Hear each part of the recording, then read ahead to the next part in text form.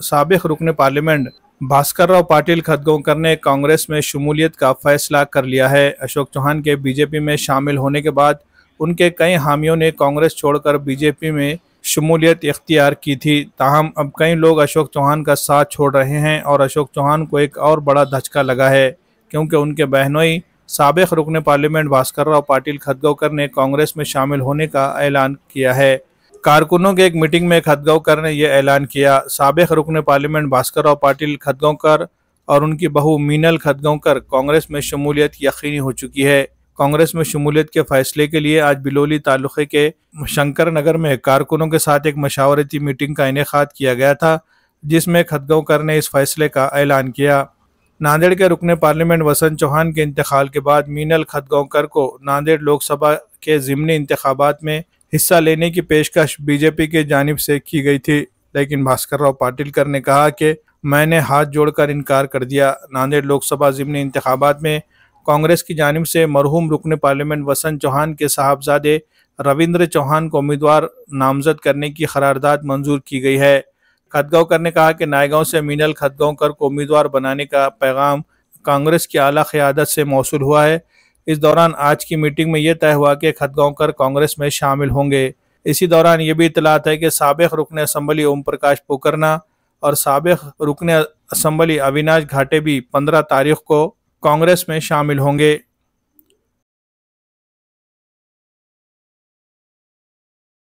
आता निर्णय घेण्याचं कारण काय? मग आता आमचा निर्णय घेण्याचं एकच आहे की 3 वेळा तिने आम्हाला जे आहे ते आश्वासन देऊन पाळलेलं नाही।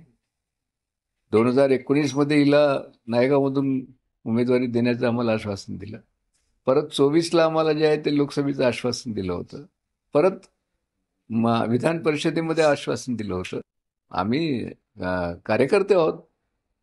बघितले अशोक एवढे लोक सोडून का चालले होते ना? काय असं घडतंय?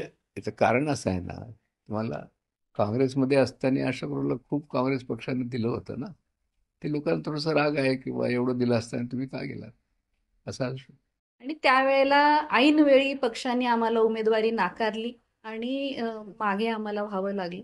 पुन्हा 2024ला आम्ही आदरणीय साहेबांबरोबर भाजपमध्ये प्रवेश केला आणि त्याही वेळेला आदरणीय साहेबांच्या शिफारसीवरून मला उमेदवारी लोकसभेची मिळेल अशी कार्यकर्त्यांची अपेक्षा होती। आणि जसं दादा इथे म्हणाले की लोकसभेची उमेदवारी नाकारल्यावर विधान परिषदेवर घेण्याचं आश्वासन आम्हाला देण्यात आलेलं होतं। अशी 3 वेळा संधी नाकारून भारतीय जनता पक्षाने माझ्यावर अन्याय केलेला आहे असं म्हणायला हरकत। जरांगे पाटलांकडे तुम्ही गेला होता, आता जर जरांगे पाटलांनी ऑफर दिली तर ती स्वीकारणार की काँग्रेसची स्वीकारणार? आदरणीय दादा जी भूमिका घेतील ती आमची शेवटची अंतिम भूमिका राहील। पण दुर्दैवानं मध्ये वसंतरावचं दुःखद निधन झालं। भारतीय जनता पक्षाकडून गुरुजी मला प्रस्ताव आला की आता मिनलला लोकसभेला उभं करा। मी त्यांना हात जोडून सांगितलं की असं होणार नाही। आम्ही राजकारणामध्ये कधी जवळ आलो कधी दूर गेलो वसंतराव आम्ही, ते आमचे नातेवाईक असलं तरी तुम्हाला माहित नाही। गीता मला अजूनही मुखदगत आहे गुरुजी, म्हणून मी जेव्हा केव्हा असा प्रसंग आला त्यावेळेस नातं पाहत नाही गोतं पाहत नाही, तुम्हाला माहित नाही, गीता आठवण करतो आणि मी लढाई देतो। मी त्यांना एकच सांगितलं की वसंतराव गेल्यानंतर वसंतरावच्या मुलाच्या विरोधात आमच्या घरातलं कोणी उभा राहणार नाही। फक्त राजकारण नाही ना, अखेर गुरुजी राजकारण करत असताना तुम्हाला काही इथिक्स पाळलं पाहिजे आणि आम्ही स्पष्ट नकार दिला की आम्ही ते करणार नाही। काँग्रेसकडून प्रस्ताव आला। आता तुम्हाला 2 दिवसापूर्वी काँग्रेसच्या जिल्हा कार्यकारिणीने ठराव घेतला की रवींद्र चव्हाण यांना लोकसभेला उभं करायचं आणि वरिष्ठाकडून आम्हाला निरोप आला की तुम्ही मिनलला जे आहे ते विधानसभेला उभं करा।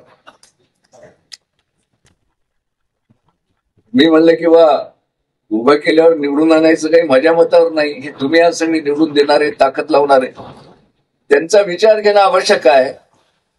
म्हणून आज ही आपली विचार विनिमयाची सभा ठेवली आणि आपण सर्वांनी एक मतानं डॉक्टर मिनलला विधानसभेसाठी नायगावमध्ये उभं करावं काँग्रेसमधून हा ठराव पारित केला, त्याबद्दल मी आपल्या सर्वांचा मनापासून आभारी आहे मित्रांनो. या ठिकाणी 2 ठराव पास झाले. एक, मिनलला जे आहे ते आमदारकीसाठी नायगावमधून उभं करावं, आणि दुसरा ठराव, आता मी काँग्रेसमध्ये गेल्यामुळं बिलोली देगलूरची परिस्थिती बदलणार तुम्हाला माहित नाही. कारण तुम्हाला माहित आहे की देगलूर बिलोली मतदारसंघामध्ये लोक असं म्हणतात की दादा ज्यांच्या बाजूने उभा टाकेल तो निवडून येतो. तर या लोकांचं प्रेम आहे मी तुम्हाला सांगतो. म्हणून तोही ठराव पास झाला. कारण मला वेळ लागेल, तुम्हाला माहित नाही की आजच मी त्याबद्दल काही निर्णय घेणं योग्य होणार नाही. मी काँग्रेसमध्ये चाललोय, मला देगलूर बिलोलीच्या लोकांचं थोडं मत घ्यावं लागेल, आणि ते घेतल्यानंतर त्या संबंधी निर्णय घेण्याचे अधिकार आमच्या कार्यकर्त्यांनी मला दिलं. त्याबद्दल मी आपल्या सर्वांचा मनापासून आभारी. आज देगलूर विधानसभा आणि नायगाव विधानसभेच्या कार्यकर्ता संवाद बैठकीत उपस्थित असलेले नांदेड जिल्ह्याचे हिंदीकर सरजित सिंगजी गिल, बीपी उपस्थित असलेले दीपक पावडे, एनडी पवार, मंगलजी देसाई,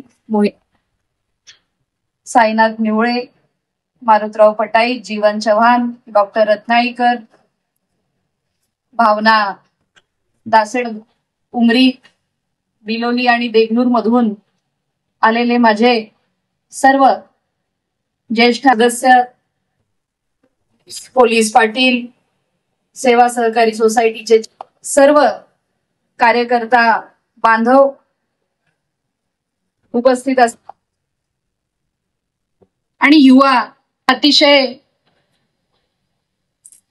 कमी वेळामध्ये आयोजित या बैठकीने उपस्थित झालात त्याबद्दल सर्वप्रथम व्यक्त करतो. माझ्या पूर्वी अनेक सहकाऱ्यांनी, कार्यकर्त्यांनी इथे भावना व्यक्त